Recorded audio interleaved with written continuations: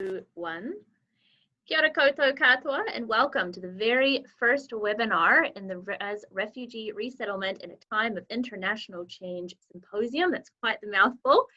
My name is Mackenzie Koppel, and I have the pleasure of speaking tonight with Meg Durond and Murdoch Stevens, who I will introduce properly in a moment. But very quickly, before we get into it, I'm just going to play a brief video of RAS CEO Dr. Anne Hood, acknowledging that this is the first webinar in the series. So bear with me one moment.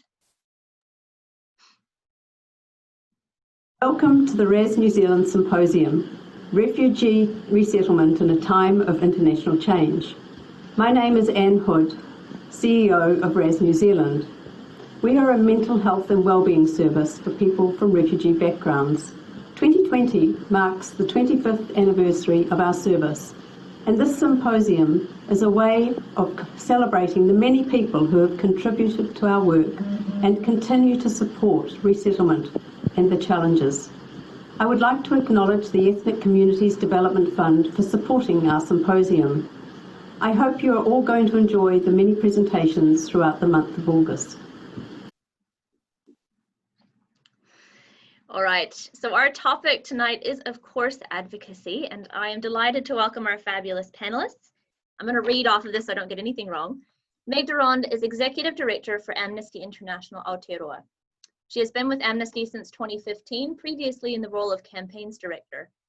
She's overseen research, advocacy, youth, media, and activism. Her work has included the campaign to double the domestic resettlement quota for refugees in New Zealand, working to ensure that community sponsorship of refugees prospers, and ongoing work on the treatment of asylum seekers.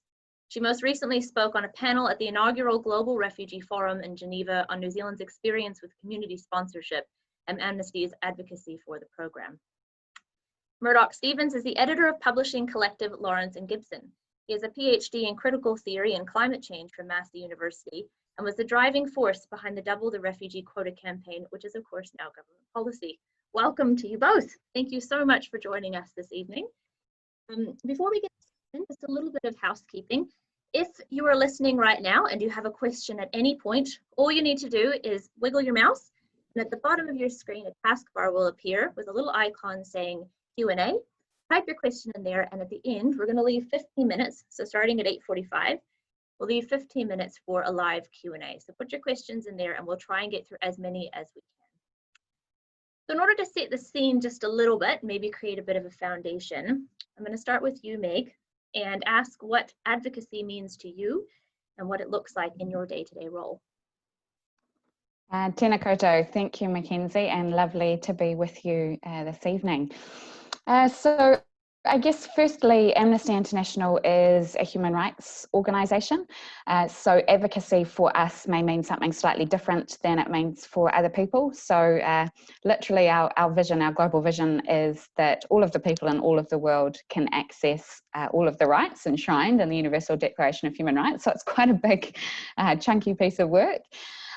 So for us, we're a campaigning organisation, and we're very much centred around ensuring we have our own evidence, our own research that we then utilise to prevent abuses continuing to occur, to change the system that has enabled them to occur in the first place, and to create a space to make sure that other people don't suffer, and those that have seek remedy or justice for that. So for us, advocacy is a part of campaigning, and it's very much a part of ensuring that people in power hear from the people who are suffering the abuse.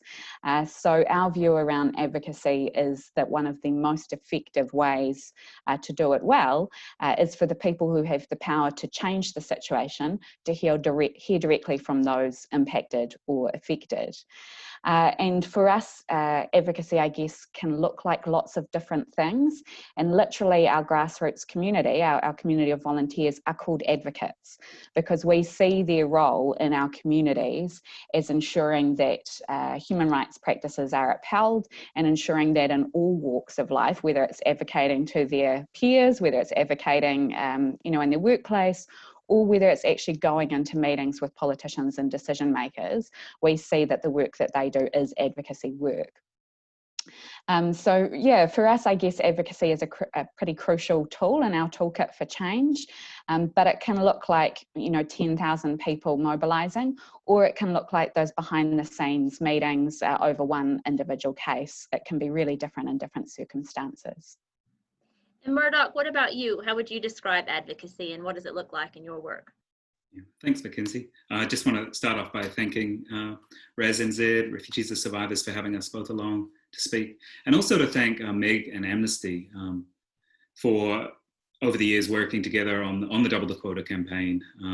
And I think I first met Meg in 2015, and they invited me in while I was in Auckland to work out of their offices at the height of the refugee crisis, because I was sort of stuck in Auckland while this was going on. So, sort of just wanting to begin by saying, there's some background here, and it's almost illustrative of advocacy to me as solidarity, is working with other people to get things done. And that was perhaps the most heartening aspect of the Double the Quota campaign. I mean, I have a little bit of a theory of what advocacy might be, but I guess I started out in that campaign thinking that maybe the word activism was a more apt one. And then when the campaign started being seen less as a radical ask and more as something that could happen, then the word advocacy started coming in, and we started thinking more about, well, actually we actually have some access to the tools of power that Meg was talking about, like the media, like public demonstrations and mobilizations, and to use those to try and get the people in power, decision makers, to make decisions. So we sort of came up with a theory of advocacy, at least around campaigning, if not around broader social change. Yeah, so I've always been a bit unsure about that term advocacy, maybe because I was never employed in an organization. Well, I mean, we had some funding for 6 months at one point. It always felt like, I totally, like, I hear what Meg is saying, and that sounds like absolutely bang on for what Amnesty does, and it's an amazing thing that it happens. But it isn't something I've really been a part of before, working with an organization with that pre-established kaupapa working towards an end like that. Yeah. I love that description of advocacy as working with others to get stuff done. I think that's really great. I guess one important thing to acknowledge quite early on in this conversation is that all three of us are Pākehā, or Tauiwi in my case, that we don't have lived experience of being a refugee. And it'd be interesting to talk a little bit about the role that people who are not resettled New Zealanders play when it comes to advocacy within this space. What do you see as our role? I'm happy for either of you to start with that one. It's a hairy one. Yeah, I mean, I think that's a really important point, and it's a really important point whenever you're taking on any form of work, is to think about, who are your partners and who are the people whose rights are impacted, and, are you making sure that they are engaged right from the start and empowered? And that's looked like different things for us at different times. And we see our role sometimes in New Zealand as a rather big international organisation with a particular set of, tools that other people don't necessarily have access to, that we need to make available for other people. And so we've done that, as I say, differently at times. So for instance, one initiative that we got off the ground as part of the Double the Quota campaign was a mock submission process. This was a really long time ago now. I think this must have been 2017 from memory, where we recognised that there were a lot of people who wanted the quota to increase, but within their smaller organisations, they weren't necessarily willing to sign on to a Double the Quota mantra. And we also recognised that government wasn't listening to us and didn't want to hear from us. So we stepped back, we took our branding off a lot of things, and we provided the organisational capacity and the mobilisation capacity to create a mock submission process in Parliament, which we were really proud of. Around 30 organisations, many of them refugee background organisations, were part of, and were able to speak to a panel of experts and politicians. And from our media perspective, we generated a huge amount of media, but the spokespeople that spoke on the day were for people of refugee background. So we saw our role as amplifying their voices in that space. And I guess that's one example of where we see our ability is not so much to talk over people, but to support others to speak. To take that to a more extreme level, I guess, last year in the wake of the incredibly distressing Christchurch attack, we very much saw our space as stepping back and supporting others to step forward. So for instance, we have negotiated over a long period to have regular meetings with a number of cabinet ministers. And one person from the Muslim community, refugee background, approached us and said, we really need to get a message to Minister Little. And we said, well, you should give that message to him directly. And so in our meeting with Minister Little, we made sure that we advocated for this person to have a direct meeting with the minister. So it wasn't our role to take their message and provide it to the minister. We saw our role as demanding that the minister met directly with the community impacted. And also last year we funded a member of the Christchurch community. She's a current health practitioner and she has a refugee background. We funded her to go to Geneva rather than an Amnesty person to go, because again we thought it was really important that it wasn't us speaking for other people. So, you know, we have different roles to play at different times. Sometimes we have research expertise, sometimes we have policy expertise, sometimes we obviously have to speak and be in the room, but also as often as possible we try to use what, I guess, power we see we have as an institution to amplify others and to push them forward into the space if they ask for it, need it, want it, etc. For me, at the beginning of the campaigning to increase the refugee quota, I felt like if we could make a differentiation between a very specific policy aim, which was to double the refugee quota, and split that off from the actual everyday, how best to resettle, the sort of practices required.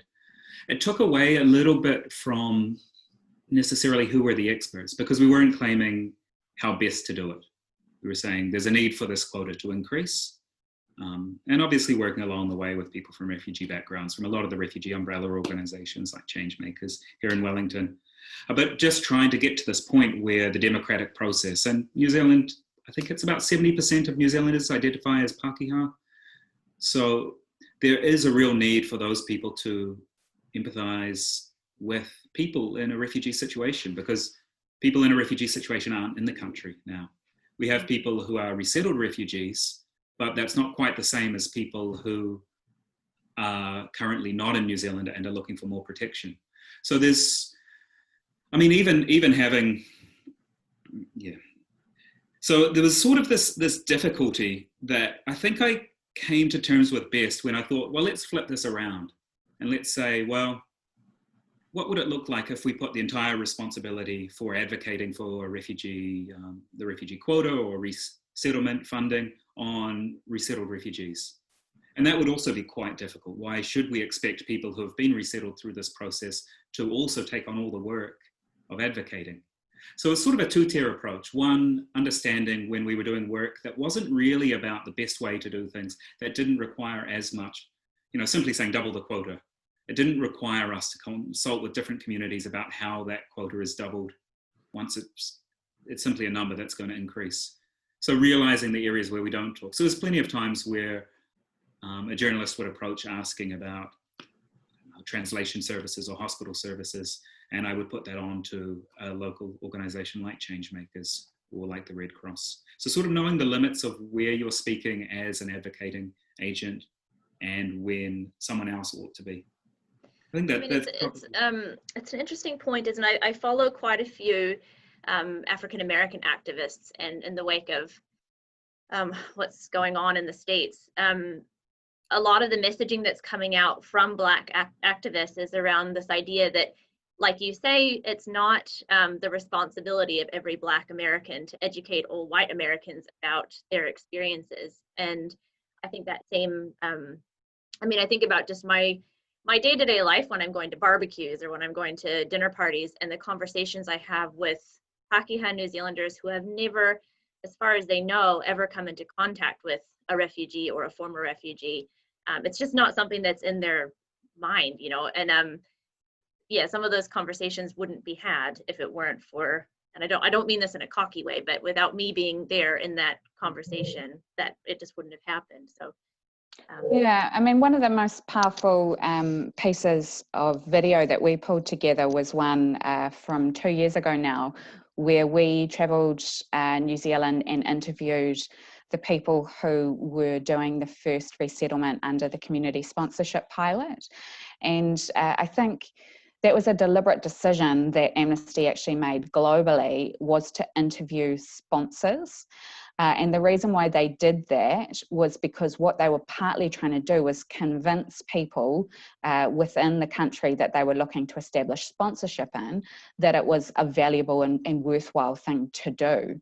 And so we had these really beautiful videos that were made of very white people who hadn't experienced a lot of what they were experiencing, acknowledging their ignorance and acknowledging how it had changed their lives. And that was actually a really important message to get to a very specific proportion of society, because it was a story about how, you know, in Canada, for instance, we live in a really small village in Canada. We didn't know anyone from Syria. We sponsored a family who came from Syria, and now they live in our rural community, and they've set up you know, this amazing restaurant here, and they've decided to stay. We thought they'd only be here for the year of the sponsorship, but actually they loved it so much that now they're a welcome part of our community. So we kind of emulated those types of stories and told them from a New Zealand perspective. And that was, I think, really useful, because there were people that needed to hear that, not just the voice of people who are experiencing the resettlement and coming from outside into New Zealand. Yeah, yeah. And it's I guess the other side of this too is that this is a really big, when we're talking about advocacy within the refugee resettlement space, there are so many different issues and it's so nuanced. And that kind of brings me to the next point a little bit. If you had to, and it's difficult, but if you had to pinpoint one or two issues that are kind of really top of mind for you at the moment, what would those be in terms of refugee resettlement, particularly from a New Zealand context? Let's do one for one, Meg. Do you want to do it that way? Just because I'm scared you're going to take all my ones. So I'll give you the first one, then I'm after that, okay? Sure. I mean, we can collaborate. Like, we can have the same thing. You go, Murdoch. Okay. I guess I'll do a thorny one. So I don't currently represent any organisation. The Double the Quota campaign started and succeeded and finished, and so it's been deregistered. So I'm here as an individual, also as an academic. One of the challenges in academic spaces is an apoliticism around issues. We simply don't talk about left wing, right wing, or what the different parties do. So for me, one of the challenges is the embrace by some members of the National Party of alt-right campaigning. Jerry Brownlee said that the UN Migration Pact meant we basically have open borders now. That's really dangerous to me. But we're also in a very difficult environment doing advocacy where we don't have that much pushback against this. And I find that pretty difficult. Judith Collins has actually been, even though she's been saying she dialed it back on the Beirut Buchani stuff recently. She also said that she thought the 1,500 quota number was about right. And she was also one of the people in 2015 who came out when she was sort of in the dog box in her party saying that the quota should be increased. So I'm less concerned about her in that side, but there's also certainly other people in the centre right. I'm not so worried about the far right, but within the National Party, I'd be much happier if Michael Woodhouse was still the immigration spokesperson. I thought he, maybe simply because he was the minister, he was a lot more reasonable in my dealings with him. And there are definitely some very good people within the National Party, but the biggest threat to me here is the potential for people to see very reckless language being used to try and grab some votes when they become desperate. So yeah, a very direct political issue that worries me. That's so you don't have to say it, Meg, I'm sure. Oh, well, no, I mean, it's such a good one to point out, and it's so complex, and it's definitely not new. I mean, this is, you know, just to geek out a little bit, my honours dissertation was on dog whistle politics, and so it looked at, as one of the examples, the Crosby-Textor experience in Australia, where you had John Howard's babies overboard incident, which ultimately won him an election and was then demonstrated to be completely false about, you know, asylum seekers throwing their children overboard. And it turned out they were throwing them overboard to try and save them from shots that were being fired. And so you've got that type of really horrific dog whistling, which, you know, that's very long ago now that that incident occurred. And you did see attempts to do similar types of dog whistling here in New Zealand that failed. I was just reflecting recently, actually, based off a conversation on Twitter. We had our global head at the time, Celeste Shetty, in New Zealand in 2015, and it was the first time that we had had a meeting with Prime Minister John Key. It was a really big deal to have our global head here, and so Prime Minister Key agreed to meet with us exactly on the topic of raising the refugee quota. And he'd already, as you might recall, come out and said prior to any assessment that the refugee quota wouldn't be raised. You know, that's what we were up against, was the Prime Minister saying, no, there won't be a raise. And on the day that Celeste Shetty arrived, and we were getting a lot of media about the fact he was going to be meeting with the Prime Minister got up and talked about reports of a boat coming to New Zealand. There was a boat on its way to New Zealand. And, you know, this is a tactic that's occurred a number of times, where unverified reports of a boat that might be arriving, when, you know, we know the reality of a boat getting here is very difficult. And even if it did, so what? We are obligated and would want to be helping those people. And it was fascinating. Journalists didn't allow it to be played in the way that I think it was intended to be. They really questioned the claims. There wasn't some of the fear-mongering that I think perhaps had been potentially hoped for, and it sort of just went away as an issue. So we have seen those types of attempts occur.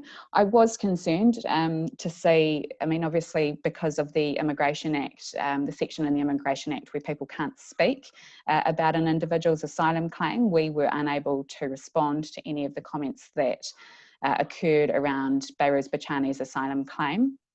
Until it was announced that it was successful, and he was able to own that narrative himself. But I was very concerned to see media repeat comments like queue jumping, illegal, overstaying.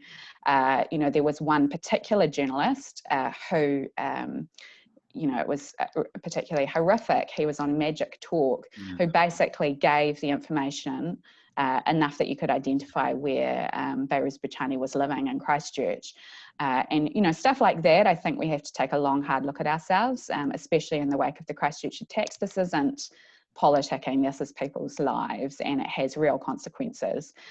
So yeah, really good one, Murdoch, but actually not what I was going to say, but thank you for raising it. The one that I'm going to raise, which is very front of mind for us as Amnesty, is the fact that the New Zealand government and Immigration New Zealand has continued to put asylum seekers in correctional facilities, despite this being an absolute last resort.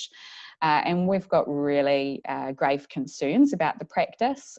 We have multiple reports over a reasonably significant period of time that people have been in there for very long periods, and that there is potentially multiple breaches of their human rights as a result. So that's something that we are looking to investigate more thoroughly. It's something that we've been engaged on for a long time. But due to capacity, haven't been able to give it our full attention. But that is certainly something that we're looking at closely with a group of other organisations that work in this space, because quite frankly, the OIA data shows that there's, you know, a reasonably significant proportion of people that this is being used on when it really shouldn't be. I think that's something a lot of New Zealanders are still pretty unaware of as well, that's a common practice. People going straight from the airport to Mount Eden prison. Absolutely, and not just Mount Eden either. You know, there's people being put in other correctional facilities, and you know, there are certain obligations that we have when somebody claims asylum, and so if they're being put into prison with people who have been convicted of crimes and not being treated as any differently, we're struggling to see how those obligations are being met. Yeah. Yeah, absolutely. Murdoch, did you have another one? I had three, but I'm trying to work out which of the two. One is local, but I think is obvious. Do them all. Come on. You're my Okay, I'll do them real quick. I'll do them This could quick. just be So, one long vent, this whole webinar.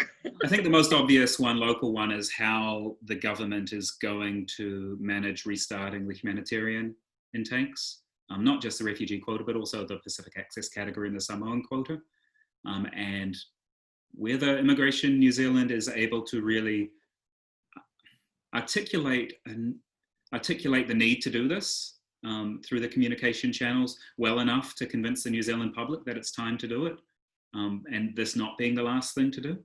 So I guess I have particular concerns about the potential for backlash. I'd like to be seeing some conversation already being had about the potential to use the Mangere Refugee Resettlement Centre as a quarantine zone, and that would take away some of the negative media framing around taking places away from other migrants or from returning New Zealanders. I think it would be very easy for people to say that this should be the last, the sort of 10% that we put aside for humanitarian intakes should be the last that we start again, when I don't think that's the case at all. And the other one that I am interested in is international. The United States plays such a massive role in both funding and supporting the infrastructure of the UNHCR. We've seen drastic decreases under Donald Trump of that. And there's been reports out of the US that people are worried that if there's another 4 years of them taking, in the four figures, 5 to 10,000 refugees through the quota system, that maybe the broader UNHCR resettlement system will suffer. New Zealand taking 1,500 people can really just sort of glide along with that institution. Mm-hmm. But if we're only having, say, 50,000 people being resettled, if you take all that US out, then as an institution, you lose so much capacity and institutional knowledge, and even just the ability to be in all the different spaces where they need to be to have, refugees coming from Africa, from the Middle East, from Asia Pacific, from the Americas. So I'm a little bit scared about that broad infrastructure of if Trump's elected again. Heaven forbid. Yeah. I think, have we lost Meg? No, I'm still here. Okay. Oh no, that's all right. My screen's just changed. I was panicking momentarily, but have you got anything else that you'd like to add? Murdoch's first point around ensuring that our intake is still continuing, I think that's incredibly important. My understanding is that there are people waiting, ready to come in, and that Red Cross is ready to receive them. So we very much hope that will occur. We see it as a political decision, and so we hope that the political will is there to ensure that we don't hold back from bringing people here. Certainly we run the risk of not fulfilling our quota obligations this year, and that continuing to mount up. And I think people are even more vulnerable, obviously, and if they're in refugee camps or if they're in society, there's going to be massive risks to people, both health-wise and economic-wise, as a result of COVID. So there's even more motivation to ensure that we get people here to restart their lives. I think that's definitely one for us too.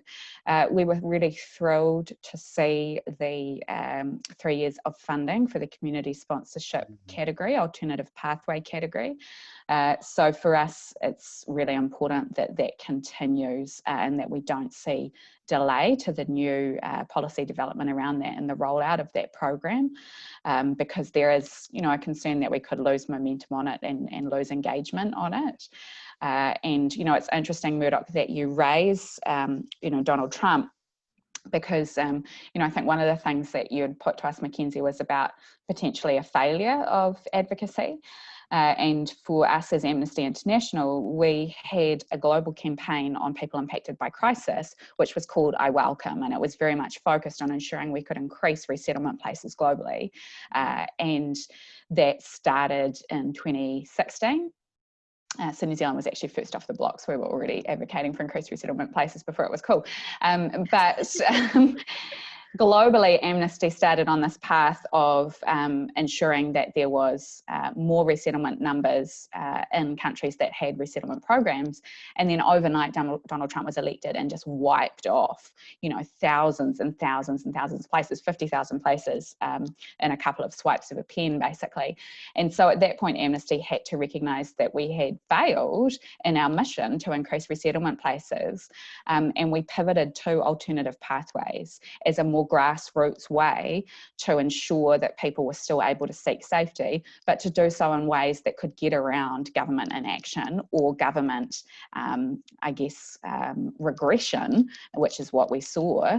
We went from a president who was hosting a forum on refugees and on resettlement places and getting people to pledge them, although, you know, that still obviously wasn't perfect. He at least was paying lip service to it, to a president who was actively fear-mongering and removing the places. So yeah, for me, I mean, it was an interesting combination of two of your questions. One was around a failure of advocacy in which we had to pivot and refocus on alternative pathways.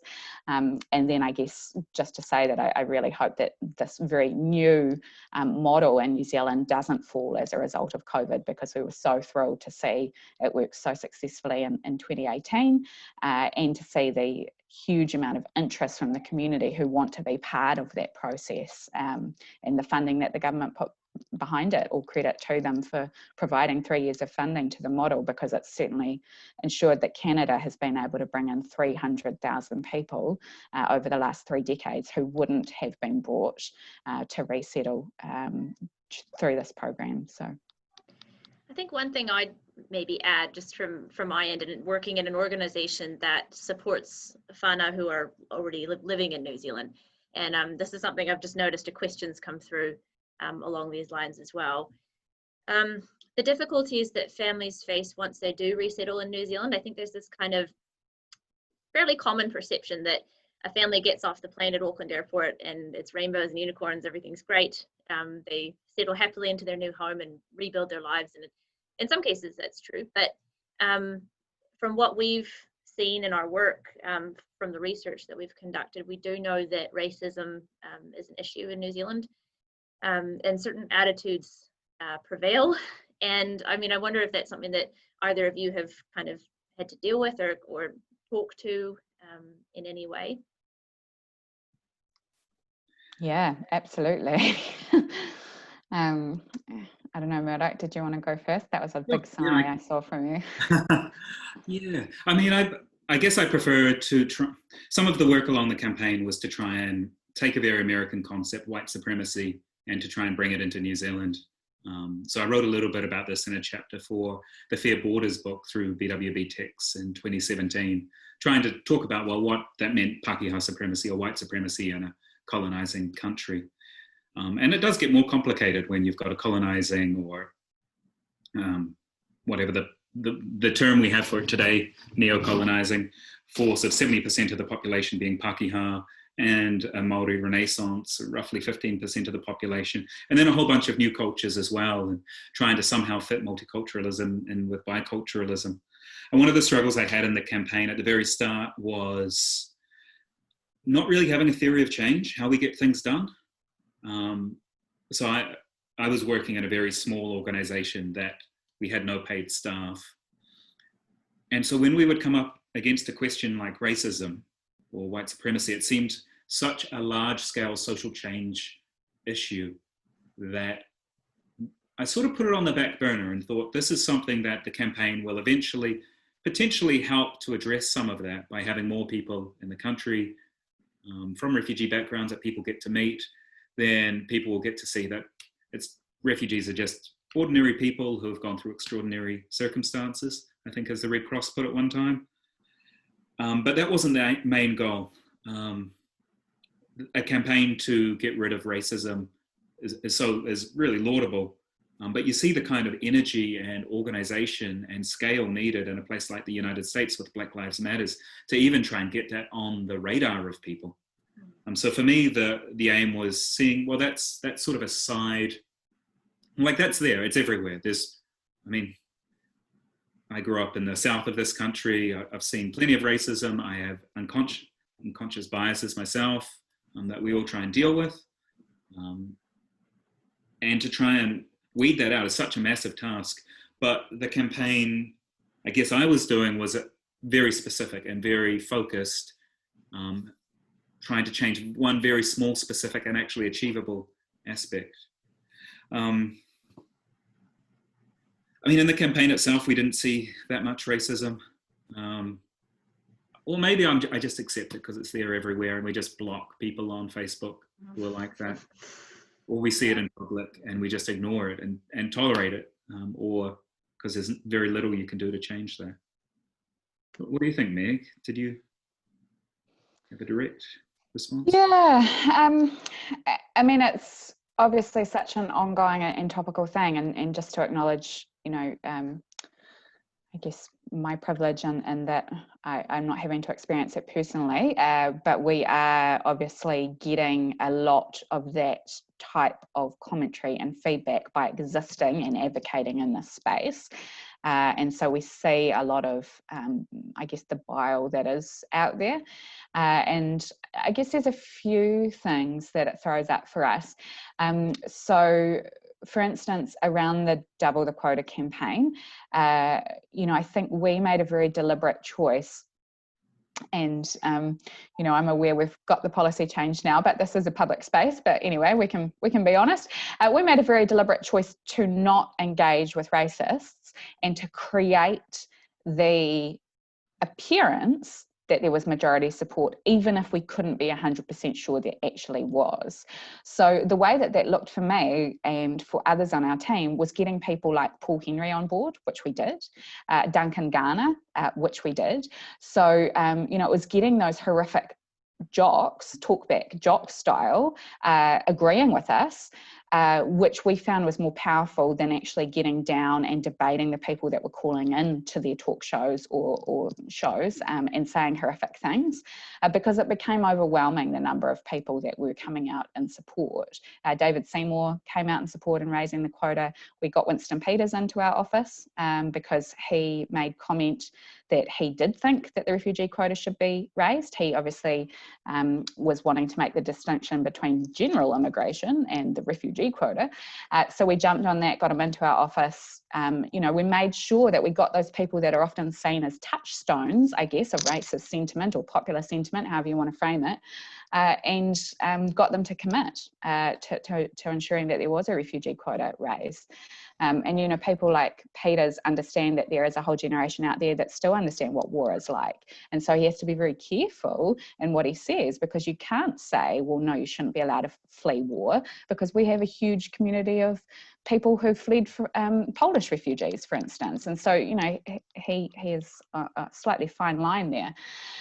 So I guess that's one thing that throws up for us, is that, you know, our way of engaging is to recognise there's a group of people whose minds you can't change, but it's about that middle grouping.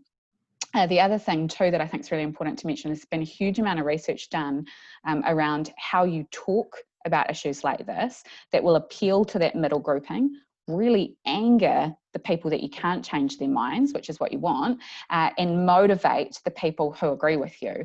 And so there's an amazing woman called Anna Schenker-Osario who's done a huge amount of research into how you talk about difficult topics. And she did work on this and it came out publicly available, and it was called Refuge from Our Rhetoric. And it was around specifically how Australia had dealt with communication about people who are seeking asylum. And people who are from refugee backgrounds. But we tried to use a lot of that knowledge and framing for how we talked about these issues, because it helps combat some of the racist sentiment out there. It's very much humanising discourse. It's very much trying to ensure that you're not seeing people as victims, you're seeing them as you know, heroes. They are people who are resilient, who have survived, and trying to tell that story in public spaces rather than get into debates with people that want to say nasty things. And then I guess the final thing is just to acknowledge Action Station actually does direct mahi on this. They do amazing mahi on this, where they train groups of volunteers who want to get into spaces, online spaces, and ensure that there are messages out there that are positive messages. They'd been doing it mostly around Māori and around topics of decolonisation, but they actually did a session. They got me in to speak to them on the issue of how to speak about people who are seeking asylum and people from refugee backgrounds, and how to support them in online spaces if there was racist sentiment.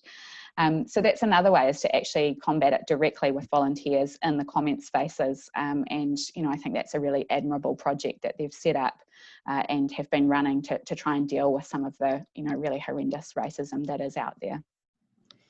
Yeah, which is fantastic, because you think about it, and Raz gets a fair number of quite nasty comments, and I always think that it can be quite soul destroying sometimes going through, and particularly if you're trying to respond. And I always think about the people who are reading those comments and may lean towards agreeing with them, and the importance of responding in a way that's not just further inflaming, but that does get the facts across, and does, the best situations is when you can incorporate humor, and it sounds a bit odd, but I've seen it work really, really well, where people have kind of managed to, excuse my language, but take the piss a little bit, and it's just been really effective. Yeah. So, totally. There's a whole book on that actually called Blueprint for Revolution, which actually talks about how to overthrow authoritarian regimes using humor. But it is a good tactic if you laugh at people and make it seem foolish. It's very hard for them to come back from, and it undermines, I guess, their authority if people can kind of see them as marginalized. Obviously you have to be particularly careful in doing so, but yeah, no, it's a really good point that sometimes that's the most effective way, is to just throw up your hands and laugh. Yeah.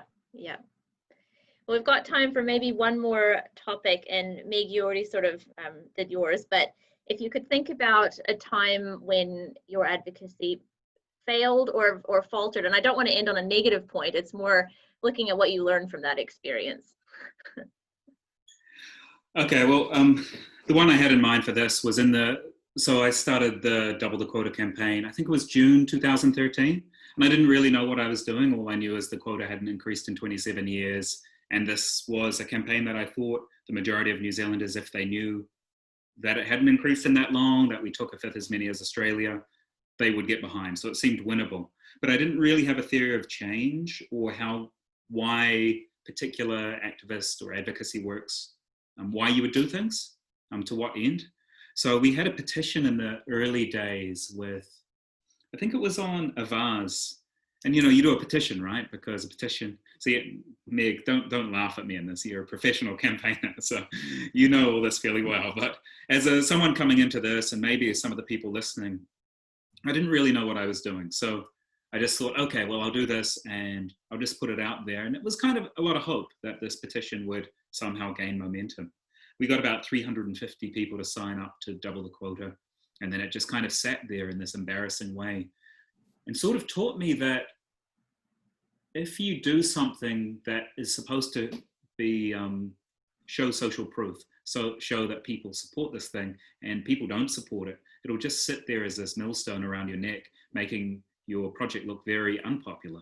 There was a similar far right one saying, stop the refugee quota, and it was languishing around the same amount. And that actually gave me a lot of joy to see that not get Bit of Schadenfreude.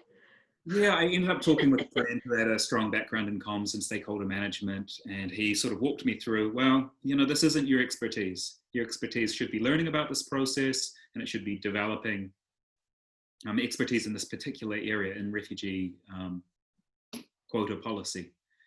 And then eventually, at the start of 2015, teaming up with Action Station, whose expertise is their many, they do less of that online sort of pure petition making these days, I think they're a little more targeted, but working with them and their audience, and me providing the context and them providing the platform basically. And then eventually Avaz got on board as well, and we were able to get up to 20,000 by, I think it was about July of 2017. So there was a moment where it faltered, and I learned that, like, at the same time I was like, oh, we'll do posters now, and maybe we'll hold a rally. And my friend who had this background, he said, well, why? What's this going to do? What are posters going to do? What are they going to prove? And so we ended up thinking, okay, well, the way that we're going to get change is convincing a politician. To convince them, we need the public on side, we need allied NGOs, and we need probably the media to get the public on side. And so we kind of created a bit of a staggered path towards getting this one very single person, the immigration minister, plus the foreign minister and prime minister, on board. And then eventually, you know, I mean, it sounds ridiculous, but all of that built up and we got Labour on side, right? And we had these beautiful coalitions of people all across. I'm sure a lot of the people who are here now, certainly Amnesty played a massive role in 2015 when we jumped on and had this, I mean, it was a beautiful coalition of people. There's some of the meetings we had of people from religious organizations, lots of NGOs, all pushing to that same end. And using people's expertise, whether it's their community connections or their digital expertise, their ability to, hey, I was wondering actually, Meg, was it my job to get Mike Hosking? Because we didn't get Mike Hosking, did we? He was the one that we never got. I didn't even attempt Mike Hosking. So it was my job, wasn't it? So we've got exactly 15 minutes left, and I did promise that we'd answer some questions. We've got quite a few coming through, and I apologize in advance if we don't get through all of them.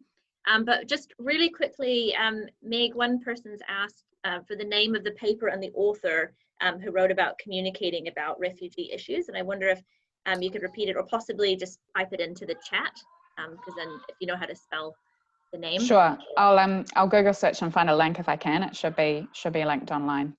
Great. Okay. So Alejandra Gonzalez Campanella asks, I hope I said that right. Do you see a difference in your work between advocacy and empowerment? If so, where do you draw the line?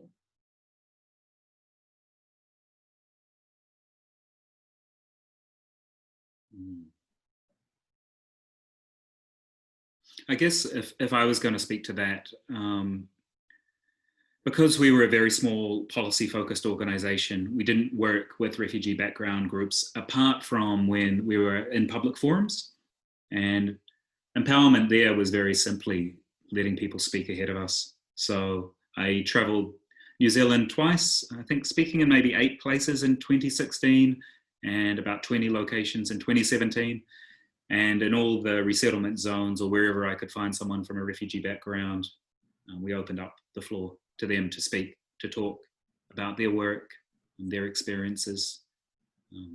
So I guess you would say that's empowerment, but at the same time, there are people who are genuinely working, you know, in the sector, on the ground with people. And I think it's much more important in that space, these questions of empowerment.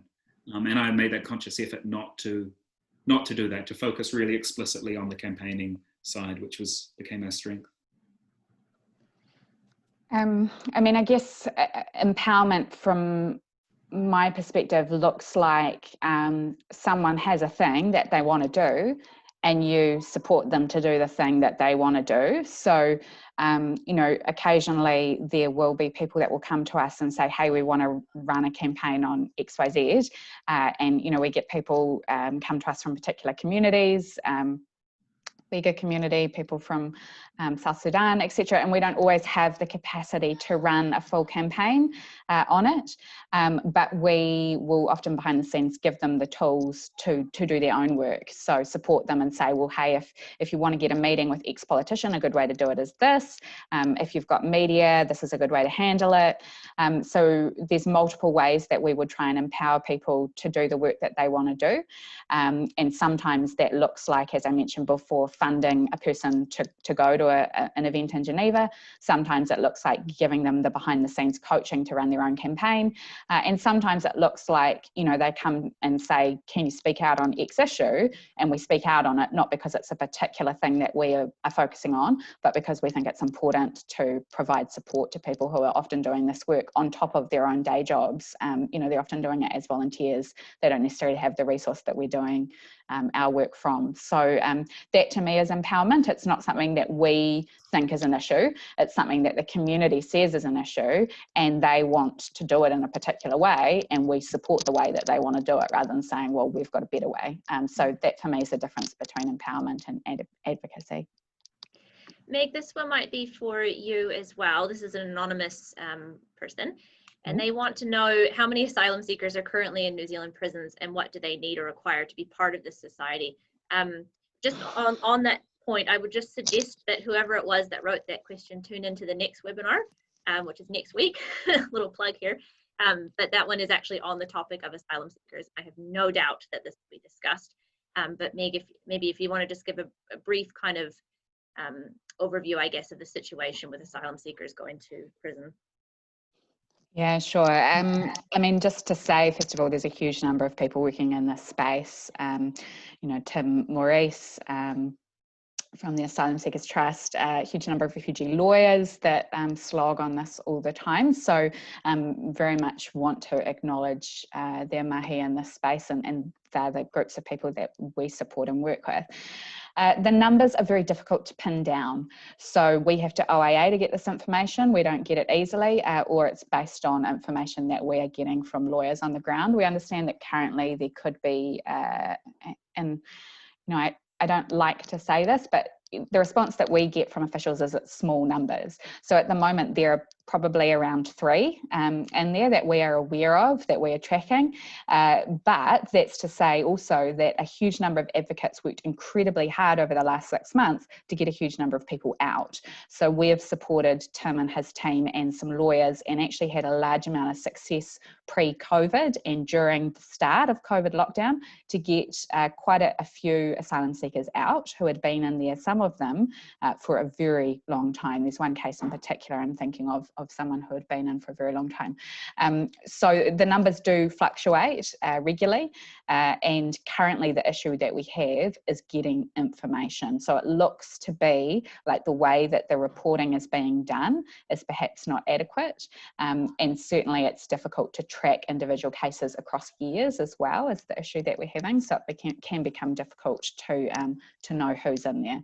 So we're not talking large numbers, but you know, occasionally up to 15 at a time can be in our correctional facilities. Murdoch, this one might be for you, but so Sue Elliott wants to know, if there hadn't been a campaign, do you think the quota would have increased?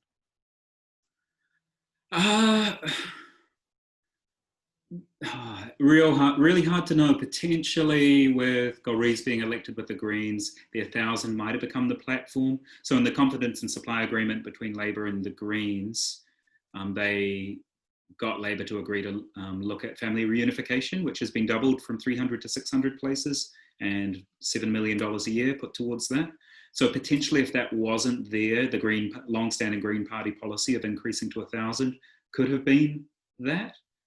I was just reading yesterday about the attempts, and Sue will know this better than me, so it's probably not a surprise to her, that Helen Clark had raised in 2002 the idea of increasing the quota to 1,000, and there was a lot of kickback at that time. And I hadn't seen that in much press at all, but then again, I was not involved in this area in 2002. So there had been attempts by Labor in the previous government to do it. That didn't come through. I don't think a national government would do it. From the language. I don't think it would have raised. I mean, I think hindsight's a beautiful thing. And, you know, Murdoch, when we committed to joining your campaign, I remember at that stage I wasn't actually in my campaigns director job, but I attended the internal meeting in which we discussed what we were going to publicly support. And at that stage, it seemed madness to say double the quota. Like, that seemed like an impossible dream. And we actually had an internal goal of 1,000. But we publicly went for 1,500, and people just did not agree that that was possible. And then a year later, people said to us, why didn't you ask for 10,000? And it's like, oh, cool. Well, we didn't, because at the time, the Prime Minister was saying, no way. And you try and shift that narrative and ask for 10,000. But that's, I think, you know, hindsight, everyone thinks, oh, actually, it would have just happened anyway. No way. I mean, you know, there was so much opposition, and I think, you know, the fact that there was that huge global outpouring with the little boy Alan Condé in September meant that the National Party couldn't not act, and so they acted for a small number of Syrians, and then New Zealanders said no, and we continued to campaign, and so then they had to begrudgingly increase. You know, like, that took a lot of work, but that actually then pressured the Labor Party to have to act too when they came into power. I genuinely believe that if you hadn't pushed national to that point, that there wouldn't have been the same impetus. for Labour, and not to discredit people who, you know, think that it's a good thing and that it should happen. But political things that are going to be difficult publicly only happen when people push for them, I believe. You know, so that's my cynical view, is I think, you know, kudos to all of the amazing volunteers and to Murdoch for starting the campaign. And I think, you know, in hindsight, we may say that it wasn't needed, but I don't agree. I wasn't saying it wasn't needed. I'm just thinking 1,500, no? 1,000 maybe. But again, I think having those representatives in power helps. Like Golrice was incredibly instrumental in a lot of the wins we got in the budget this year. Even though she's got far too many, like 11 portfolios for the Green Party, and having Ibrahim Omer very, very likely becoming an MP in the Labour Party, who I'm sure a lot of people participating in this will know, it's going to mean there's a lot of just first-hand knowledge and people who can stand up and speak to this within the Labour caucus, which is, you know, so maybe let's say it would definitely have happened by 2020. Anyway, you know, if you've got those two in there, though, if you've got Ibrahim and Golrice and you've got these people who can speak within caucuses, I think 1,000 wouldn't be too hard to. Even in a coalition with New Zealand First? Oh, New Zealand Anyway, First is... this is a different analysis. This is for our political analysis that we're doing later. Be sure to tune in on that'll be an interesting chat for sure. This one I'm going to ask just because I don't think it'll take too long. I'm hoping that one of you has the figures to mind. I don't. So another anonymous attendee wants to know the percentage of refugees per capita in New Zealand. So they're talking about resettled refugees, I'm presuming, per capita in New Zealand compared to other poor countries. And what I've always found quite interesting is, you know, the amount of negative press that Australia gets, quite rightly, when it comes to their treatment of asylum seekers. But my understanding is that actually they do resettle per capita more quota refugees than New Zealand does. But I'm not sure about other countries. So is the question what our quota is per capita, or the people that we have actually resettled over the many years? I think it's the quota per capita, so the 0.03. And how so does even that with the increase, like, I think we're about 96th. right. For countries that resettle. It's poor, and this was part of our argument when we were arguing for the increase, is even increasing it to double, we would still be going backwards because other countries were doing more whilst we were debating about, you know, a few numbers. So I think at the time we were 94th per capita when we were arguing for the quota increase. And yeah, I would say that we've probably slid backwards on that scale. It's astonishing, isn't it? All right. Finally, if there's one thing that you would advise for the public to consider or do for the benefit of refugees, what would that be? Maybe one thing each? And they just say for the benefit of refugees. I don't know if they're talking about people who are currently refugees or people who are resettled refugees in New Zealand. I mean, I guess from an Amnesty perspective, we're, I guess, more about systematic change, or systemic change, I should say, long-term change, changing the world. So I guess given that it's an election year, do a really close analysis of political party policies and see what they say about asylum seekers and refugees in New Zealand, and vote for the party that is most supportive, I guess would be my advice for what you could do right now. But I guess more broadly, smaller organisations do a huge amount of work, volunteer, be on their board, provide funding, you know, support the people that are in the community doing the mahi. This sounds corny perhaps, but I think one of the best stories I heard was about a young woman who had resettled here, and she and her brothers were together. They'd lost their parents. They came as teenagers. They were settled into a house and were kind of daily verbally abused by their next door neighbor, to the point where they petitioned and advocated for themselves, and they managed to get moved to a new house in a different part of Auckland. And the day that they moved in, a woman knocked on their door, and this particular young woman was saying that she was scared to answer the door because of the experience that she'd had with the previous neighbor. But she did, and it was the woman next door had come and brought some scones and just, you know, said, welcome to the neighborhood. And she said she almost cried, and that it was the first time, and as long as she could remember, where she actually felt safe and, you know, accepted within a community. And it was just really, really simple thing. And I know this sounds super corny, but it's so true. I mean, just those little things, reaching out to people when it's someone that, you know, a mom at the school that your kid goes to that, you know, maybe doesn't know anybody, you know, just those little things can make a huge, huge impact in someone's life. So maybe a nice thing to end on. Well, thank you so much, both of you, for joining us this evening and sharing your insights and your knowledge and your experience. And thank you to everybody who's tuned in and for your questions. I'm so sorry we didn't get through all of them. I would definitely encourage you to check out some of the other webinars that we've got coming up in the series. So next week is the next one on August 13th. We're talking about asylum seekers, so especially those of you who are asking about the asylum seeker experience. We've got Bernard Sama, who's a former asylum seeker himself, Tim Morris from Asylum Seeker Support Trust, and Deborah Pollard, who's a lawyer. They'll be discussing the asylum seeker journey, and it's a 12 p.m. start, so what a fantastic way to spend your lunch break.